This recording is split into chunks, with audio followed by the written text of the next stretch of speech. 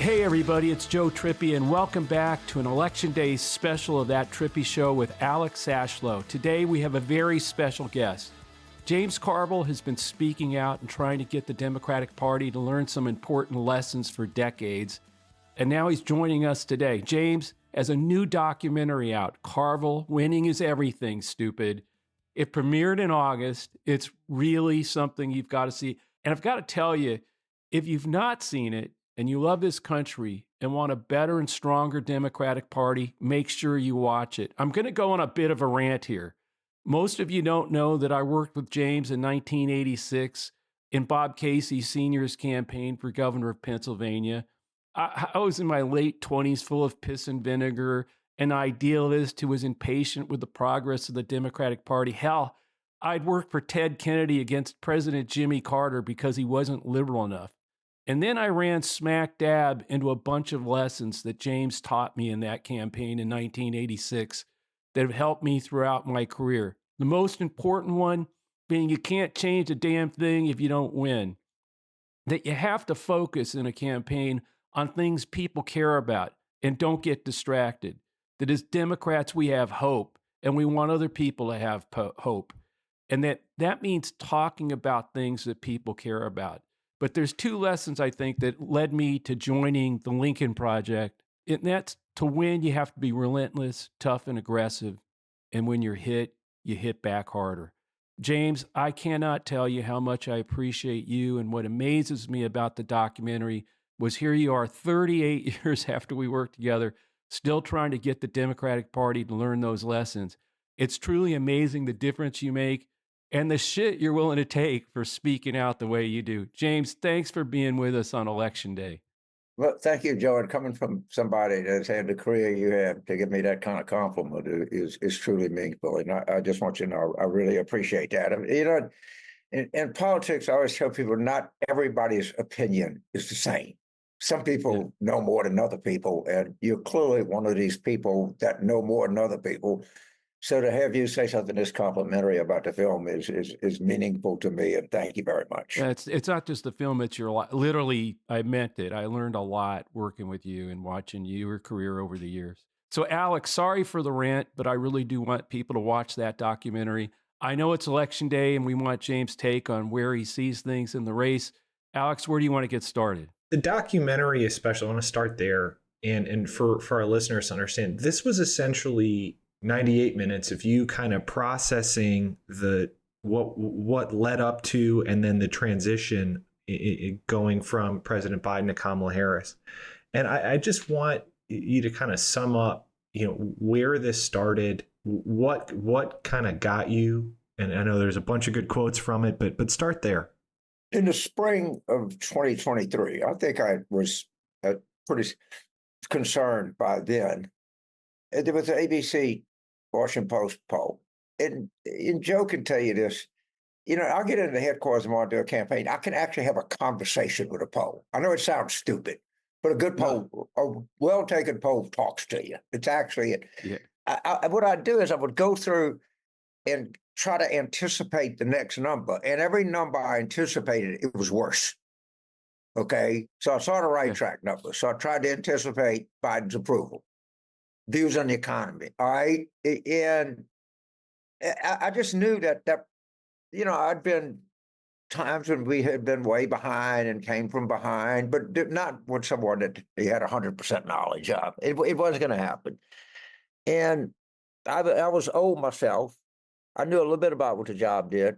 I had a platform, but I had one advantage that other people didn't have.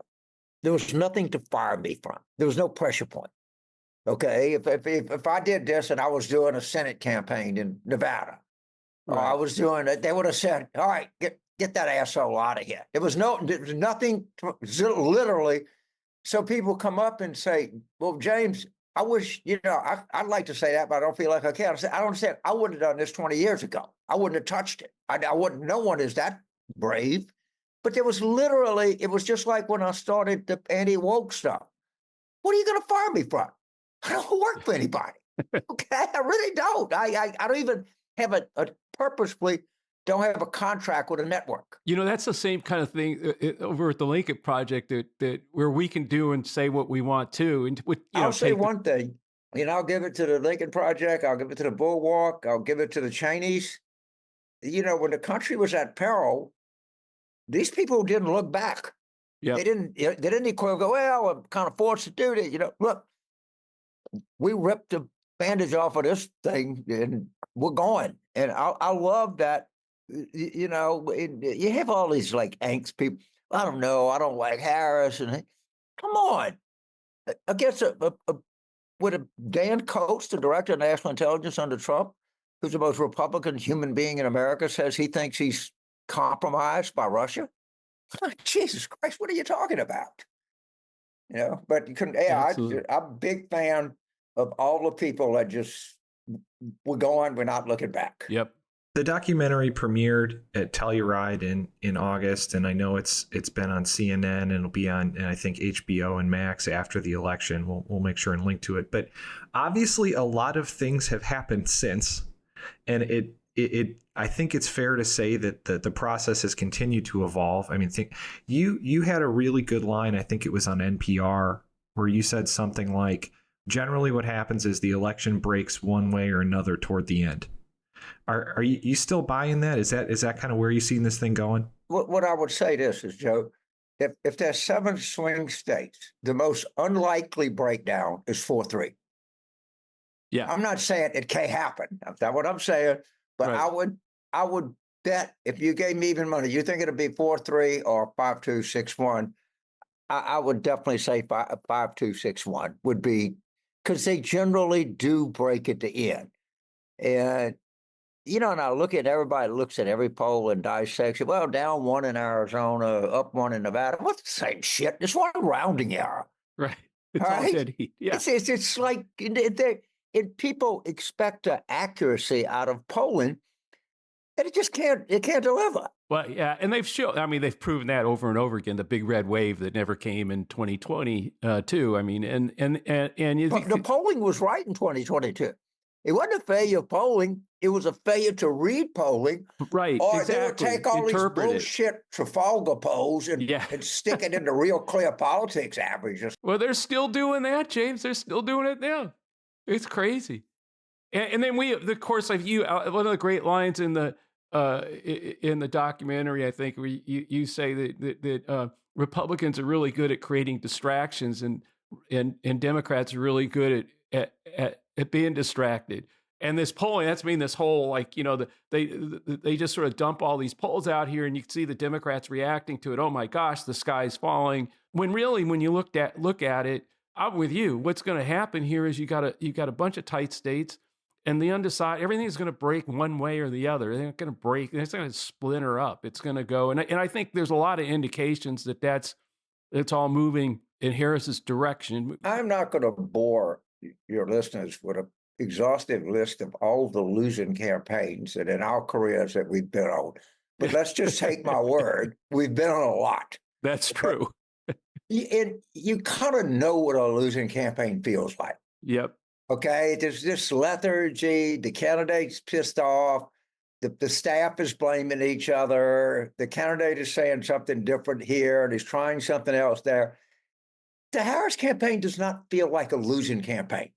Not at all. Not at all. It doesn't have the scent of a loser. And here's every checkpoint for a losing campaign: shifting messaging, anger, staff backbiting, finger pointing, all of the characteristics that we know in our lives, having experienced this on multiple occasions. There's an old thing that people in political consultants that say they lost, and we call these people political professionals. There are people in political consultants who claim they never lost, and we call these people liars. Right. But I just, that's my number one thing. Just doesn't have the feel of a loser. I was just going to say, James, as a big football fan, you can appreciate this. There was an article from earlier in the month by Denny Carter, I think, in Bad Faith Times, and we'll link to that too. But basically, his whole thing is like, watch the actual game and all the analytics can tell you that one quarterback is good or bad, and the argument was Jimmy Garoppolo is a good quarterback analytically, but then you put him on the field and he collapsed. And the idea is all the pundits look at whatever other things, but they don't actually look at what their eyes are telling them. And from what I heard you say just now, and I thought you were asking a lot of questions that I think Trump is doing right now, it seems like between the two of you, there's probably about a century of experience in watching the actual game here, and you're kind of saying the same thing. I think we are. Yeah. Yeah, I think we are. And we've had experience in what a losing campaign looks like, feels like, acts like. And also we've got, that's what I love what you were saying about how the poll speaks to you. I mean, Alex can tell you, I will look at a poll, I will dig into it, and I will pop out and just say, it just comes to me about, what the split's going to be, what the structure of the race is. And it's been pretty clear. And I think the interesting is your take on the Seltzer poll. I don't know whether you've had a chance to dig into that one at all.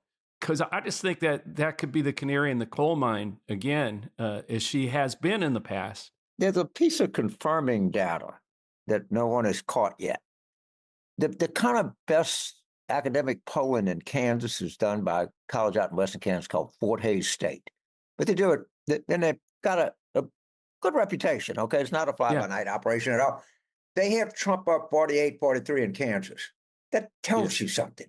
Yeah. Okay, that tells you something. That's a plus 16, something like that, 18 state, and he's 100% of the people in Kansas know 100% of the information about Joe Biden. I mean about Trump, and he's getting 48. All right, that says, well, if Iowa was that, you know what? That's not that. That makes some sense. There's something going on in the prairie out there, and I highly suspect it's females. Oh yeah, I mean it's clear. I mean that's what's going on, and look, we've both been through enough campaigns that if you're winning with women and losing with men, but you're winning with women more than you're losing with men, then it's the race is it's pretty tough to win that race because there's just more women out there, and they're obviously more energized in this election so far. I mean, I don't see any evidence of anything else happening. I know he's banging away on tech bros, and and Elon Musk is out there trying to get out young disaffected men, but I just don't see it happening right now in any of the data I'm looking at. Yeah, and the other thing, didn't thank the Lincoln Project for this. We're going to do much better with Republicans than he will do with Democrats. Yeah, probably. Absolutely. We could get 8. I could see us getting 8% of Republicans and getting 4% of Democrats. That's a huge number. Yep. I mean, that's 40% right there. I mean, 8. Yeah, no, we've been working on that hard at the Lincoln Project. Very. If we win this, we'll get, hopefully, it seems like the base turnout is a little better than I feared. Can't tell for sure. But the way we're going to win this is we're not going to win it just on Democratic turnout. We'll win it because we're going to get more Republicans than he does. And I really believe that. I think that's the difference. Now, we can't have a crappy Democratic turnout. I understand that. Yeah, but the Seltzer poll also showed, and I think I saw this in the Kansas poll that you're talking about, that she was doing better with independents were breaking to her too, particularly independent women. So I think you're right. It's both those things, probably Republican leaning independents and a little bit of Republicans. We get more of them than he gets from the Democrats. And I think we have a good night. A half hour, like the Des Moines Register TV channel. And a couple of things struck me. Number one is she's not at all equivocating about her poll. All right. She's not, well, you got to understand, sometimes these things that come in, I just report the numbers and I see them. She's very matter of fact that this is where it is. And she is pretty clear that the big gains are coming among non-democratic women. Right. Loosely, I call them loosely aligned, but you can any word you're independent, lean Republican, weak Republican, but that's clearly where all this is coming from. Well, I mean, you look at also seniors, by the way. She's really starting to pull ahead with seniors. If you're a saver, this has been a good economy for you. Yeah. If you're a senior, you have you have a little 401k, you got a little money in the bank, you actually got a little something back. You mentioned 8% with Republicans. New Marist poll, probably the last one. It was the last one as of today. Overall, it had Kamala 51-47. You might be able to guess she's winning 8 points with Republicans. He's winning less than half of that with Democrats. It's that structure is starting to lock in. Let's just say it's 40-40. That's roughly about what it'd be. 40% of people Republican, 40 Democrat, right? So 4%, if you're doing 4%, if you're winning 8% of 40 as opposed to 4% of 40, that's 4. That's 1.6 points. That's a fucking lot. Yes. That's a huge lot. I mean, a lot of states are expect to be close to that. And particularly if independents are breaking that way too, which looks like, I mean, again, there's some, there's real confirmation. I think the Seltzer poll pointed that out, that it's the independents that are starting to move too. So if you have both those things, that's when if you unpack all of it, you're starting to see, and as you said, I think so far the Democratic base turnout seems to be better than obviously a ton better than it would have been if Biden had been the nominee. None of this would be happening, but all that's getting better too. Is there any Senate races or House, or what's your take on any of that? I know it's a much tougher thing to figure out sometimes. Conversation with a uber plugged in Democratic senatorial campaign guy, and he said, "Look, we think we're going to win all 5 swing states, right? They think they win Pennsylvania, Michigan, Wisconsin, Nevada, and Arizona." He said, "We're no worse, about 50-50 in Ohio." I'd say maybe a touch better, I think, but because Sherrod's such a good candidate.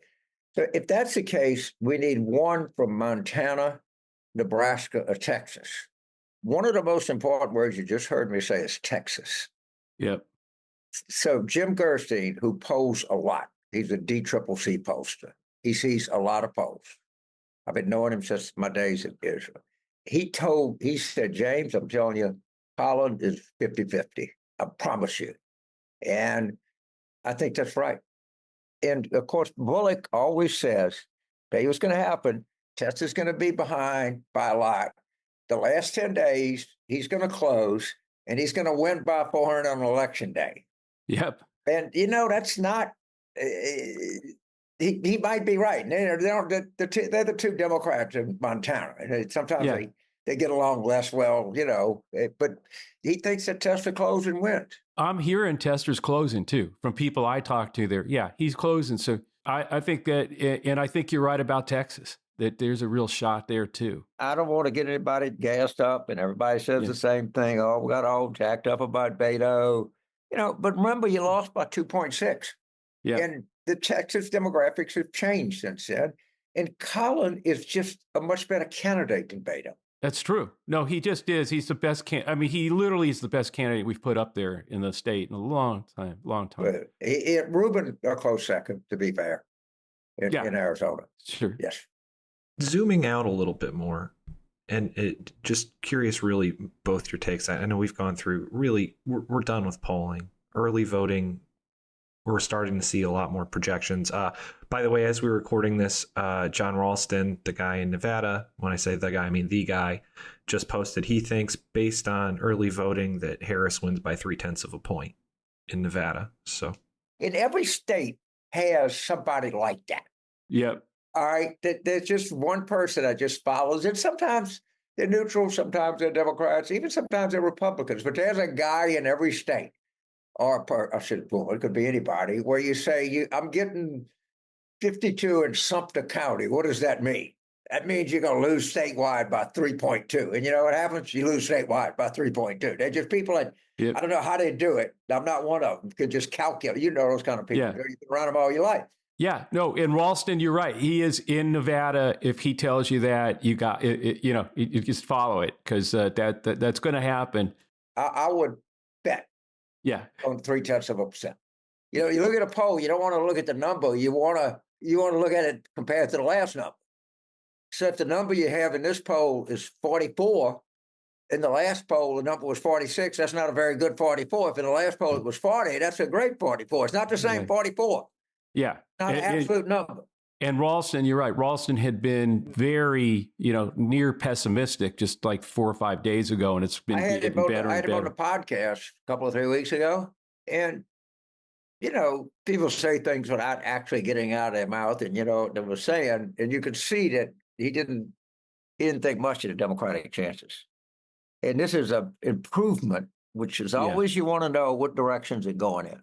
And that's when you're seeing that over, that's what I'm saying. We're seeing this in different places. You see Kansas, you see Iowa, you see Ralston.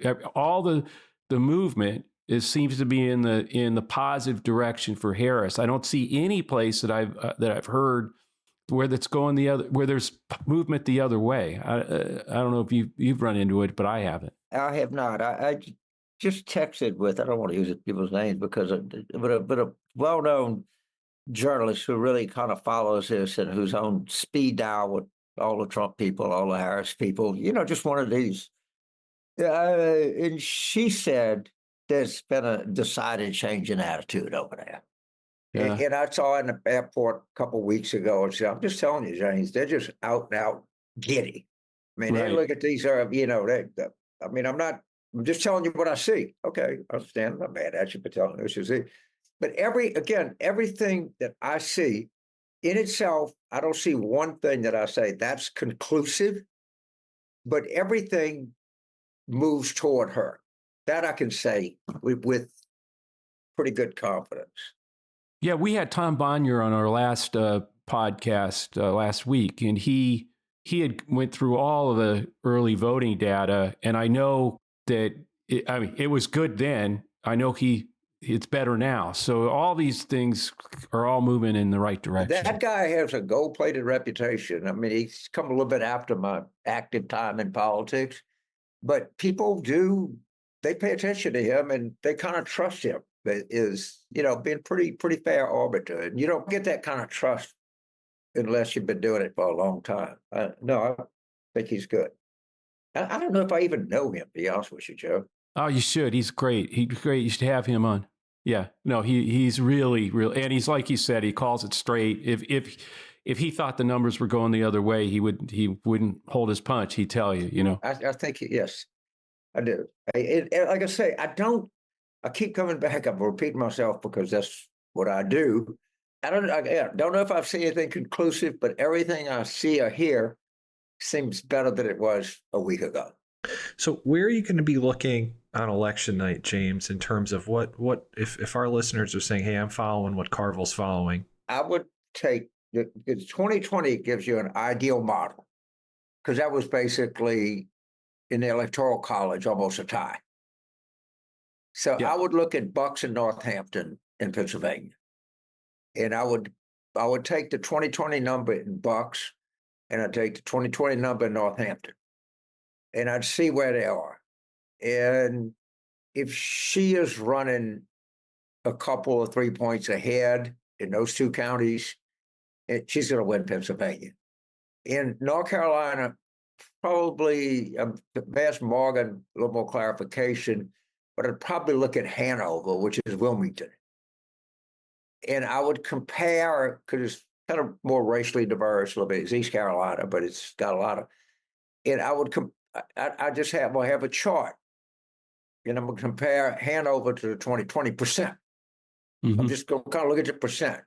South Shore, who says first thing he's looking at is 4 Black precincts in North Philadelphia. And he wants, so I said, well, when you see him, text me and let me know, because I'm curious. Well, you text me? Please. Yeah, I'll text you. I'll let you know. So I think that we're going to know if Bucks and Northampton go the way I hope it goes, we're going to win Pennsylvania and we're not going to lose the election. I saw a House poll in Northampton that had Northampton, the county, that specifically sampled that county, and she was ahead. 4. It was Muhlenberg. Yeah. Not only, by the way, when I add a bonus one, that Muhlenberg had her up 51-47, which I would totally buy that being a rough statewide bellwether. But you look at County 1 North, and James, I know you're familiar with this one, Carbon County, which is we're now deep into we're way into Trump country now. That's part of that 7th district, but he won it by 32 in 2020. That the same polling that's showing her doing significantly better in places like Northampton, she's only losing that by 26. So if you're starting to see some of that erosion, 6-7 points with rural white counties, then all of a sudden all those numbers start adding up. Let me ask y'all, both of y'all, a question, right? We know from years and years of experience that an incumbent is going to get what they poll. Yep. In other words, you have an incumbent and it's at 51, you're going to probably end up at 51 on election day. If you have an incumbent that's had 48, 46, they're probably going to be 48 on election day. Who is the incumbent in this election? Oh, it's definitely Trump. I mean, you talk about, you preach all the time. It's change, change, change. People, change is always going to win. And that was the problem with the Trump-Biden decision for people. Who the hell? It was all, there was no change there. I mean, in terms of just, it's more of the same. People were sick and tired of it. So I don't think there's any doubt in my mind. Kamala comes in. She's only been around for like 3 months or so as a candidate, whatever it is, maybe a little bit more. People know him. They've known him. They've known from the minute he came down that escalator. They've seen it for like now going on 8-10 years. And she's the new generation of leadership. And I mean, I really think that's taken hold. And it's not just that. I think it's energized a lot of young people, a lot of women, younger women, et cetera, to get, I mean, because she inherited that organization that the Biden people were building, but then she also attracted all this money and hundreds and thousands of volunteers out there that plugged into that thing. It's going to be out there on election day today as we're talking about this. It's all good. Let's take our friends in Carbon County. Okay, let's assume, probably close, Trump is up 56-40. There's 4% undecided. Right? I could see her getting 42, 43. Yep. Okay, yeah, okay. Normally, you would say that she's stuck at if she would incumbent, 40 is what she's going to get, because there's 100% knowledge about Trump. Right. If you hadn't gotten there by now, my point is we're not the incumbent. Our whole trained mind, right. Doug Jones, we getting this? That's where we're going to end up. We're actually a little better than we thought, but yeah, no, but that's the whole thing. The thing is that you get this. It's easier to see if it's Biden-Trump. If it's Biden-Trump, it's two incumbents in the race, and there's no, you couldn't, it just wouldn't, it might just, people stay home. That could be the whole decider. A bunch of people just stay home that aren't staying home. They're going to vote for Kamala Harris. And so I just think that the energy's there, the organization, which of course, as you know, they dismantled their get out the vote operation on the Republican side. Now it's Elon Musk is in charge of it. They steal everything, Joe. Yeah. I had Wet Ass and Garcine on the podcast. This Chris Las Vegas, this son of a bitch made $22 million. Why am I retired? I ought to go back and do something that makes $22 freaking million. Jesus Christ. I'm with you, man. I'm with you. With you. Long time. So I really have one for both of you, and I'm really curious. So the coverage, even with, I mean, you'd think when Ann Selzer drops a poll, which is pretty seismic, no other way to put it, and probably whatever the gold standard of gold standards is, you'd think that some people would kind of look up and say, maybe there's something there. And like you said, James, you're connecting the dots with the Kansas poll, you're looking under the hood elsewhere.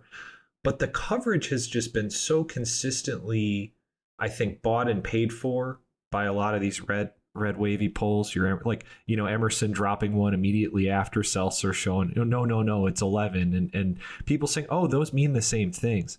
So my question for both of you is there hope post-Trump or even post-election for the media? Or is this still just going to be an uphill fight? The answer is they cannot help themselves. All right. And the way I point out is that, to me, this is an existential threat to the United States. This is not a normal Bob Dole, Bill Clinton, Mitt Romney, Obama. Okay, this is not what we're dealing with here. And, when during the Civil Rights Movement, they didn't cover Bull Connor and Martin Luther King the same way. This current media would say, well, there's been a power structure that's existed for 350 years in Birmingham, and Martin Luther King wants to change that, and Bull Connor wants to keep that. And by the way, Bull Connor's a better family man than Martin Luther King. Right. As if it makes a shit. All right.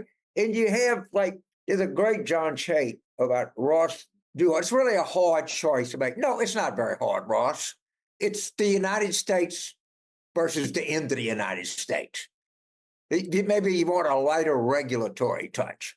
Maybe you didn't like her position in 2019. Oh my God, the chin scratching.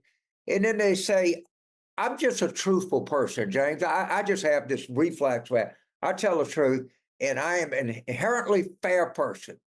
Oh, go fuck yourself.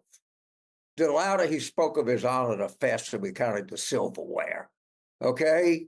They just, these are the people that if Harris wins, that not literally, but politically and in terms of opinion, need to be shot. And I'm going to shoot a lot of the people that are just too fair and too objective to not be fair and objective. As if this is like a one hand and the other hand. I'm going to let you help yourself here. You don't mean literally. I don't mean literally. I said that. No, Someone does. I am not for shooting anybody, but I'm definitely going to shoot them with words. Yeah, no, but I definitely want to right. sure. Yeah, I did say it, but you're right. Let's emphasize that. Yeah, exactly. I didn't mean with guns. I meant with word processors. Yeah. No, and that's the whole thing. The thing I admired most in seeing it in the in the documentary was how you just you say things that are very provocative, but they need to be said and they need to be listened to, and people need to understand what you mean when you're saying it, because if they actually hear it and listen to it, there are a lot of lessons in that documentary for on the woke stuff, on how you got to be, you can win a campaign and not lose your soul, but you still have to win that campaign if you're going to make a difference, if you're actually going to change anything. So there's things that talking about what people are really talking about out there and worried about is much more important than whatever the next sort of elite idea for how to fix a problem is that's going to actually push people away from us that would join us, particularly in a fight like this one. So I just really appreciated that about you. Well, close up, make a point before I leave. Sometimes I say things to draw fire. Yeah. So Maureen Dowd, I said, I talk about how try to provoke people thinking about why we're doing so poorly with males. And she says, why do you think that is? And I said, I suspect there's too many preachy females in Democratic campaign culture. People go crazy. My friends, wives are wearing preachy female shirts. And I was asked about it when I was at Harvard. I said, look, if I would have said we are experiencing a less than stellar performance among the non-childbearing demographic, and this needs to be addressed at some level, no one would have heard what I said. Everybody paid attention. Okay. By drawing the fire, I said, look, I was trying to say that we were hemorrhaging male voters, that some of our messaging had become too NPR-ish. Don't eat your hamburgers, don't watch football, don't drink beer. And when she picked Tim Walz, that was a justification of that, because Walz is a total male. Yeah. The football coach. He's a hunter. He's born on a farm in Nebraska. All right. I think, whether me, but I think the point I was trying to make, and I think I made it successfully. And I didn't mind drawing a little fire for that. No, but also you look at the gender gap that we clearly have. I mean, we clearly got one here. We're going to come out on the winning side of it, but it just tells you where we got to work. Who we have to reach out to, and I think there's a great chance to really for a realignment in which, in other words, if we get to that understanding of moving and talking about things that where we can look at this election and see where we need to do the work geographically, demographically, to open the arms and bring people into the party instead of pushing them away. And a lot of our sort of the elite language stuff pushes them away, keeps them culturally away from us when we don't need to. We've got plenty of things that we agree on that we are doing a lot more for them than the Republican Party will ever do. but we got to get them to hear us and listen to us. And we need to talk in a language that's like you do. Cause you're out there talking to people, everyday people every day. Not in DC or New York City, in the Acela corridor. So the New York Times, Jeremy Peters wrote a story a couple of 3 days ago. It just declared the whole identity politics woke. It's just over. No one used it. It was a giant mistake. Basically, the New York Times said that after all these lives were ruined, Right. and they fired James Bennett for literally nothing. They fired Don McNeil or Dan, whatever, the science writer, the best science writer they ever had, for literally nothing. They would have been laughed out of the office if they tried the same stuff today. But then they say, okay, it was a big mistake, and no one even talks like that anymore.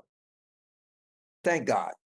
It was just a stupid idea. No, but that's what I'm saying. That's why I brought up when we started working together, because like I came in there, in my 20s, like I said, working for Ted Kennedy against Jimmy Carter, and all, up in arms because Carter wasn't for the Equal Rights Amendment or whatever the hell. I can't even remember what my problem was.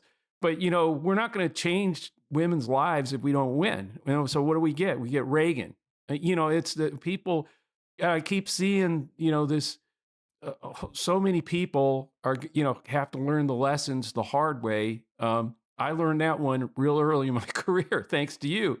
But I'm just saying, like, it's that's why I want people to watch the documentary, because I think they might get it. They might understand what you're trying to say and how important it is as a party that we get that we've got to reach out and speak more authentically to what people are worried about out there, and not our own.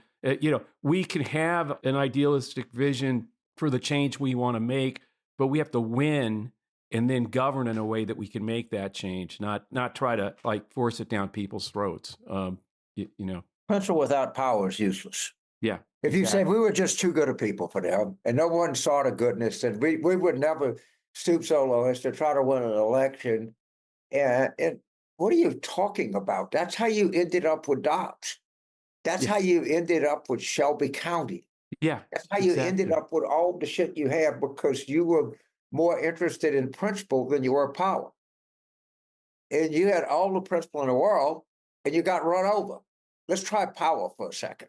And then use it to work on our principles and make a difference that people can feel in their lives. And then when they get in office, pressure them to do the principle thing. That's great. Yeah. But got to be in there first. Well, guys, I know we're just about out of time. I was going to say, I think hopefully tomorrow, tonight, because you're going to be hearing this on Election Day. Hopefully tonight we'll have a win and be out there putting the pressure on the principle and making sure we got 4 years to do it. Thanks, James, for coming on, and thanks everyone for listening to That Trippi Show. Everyone, go watch Carville. Winning is Everything Stupid. Most importantly, go vote. If you're listening to this in the morning, go to vote.org to make sure your registration is up to date and make sure you have a plan to vote and vote. This episode will always be free and is part of Resolute Square. Check out the latest at resolutesquare.com/Trippi. Please subscribe to That Trippi Show and leave a review on Apple or wherever you listen. Also, if you're listening to this episode on YouTube, and by the way, something like 80,000 of you did this in our Tom Bonnier episode. Please, if you're listening on YouTube, please like and subscribe to get alerts when we post our next episode. You can always send us a question to thattrippishow@gmail.com or leave us a question in a review on iTunes. See you next week, where we will be going over whatever happens tonight. Thanks all. Thanks for all you did this whole year. Take care. Resolute Square.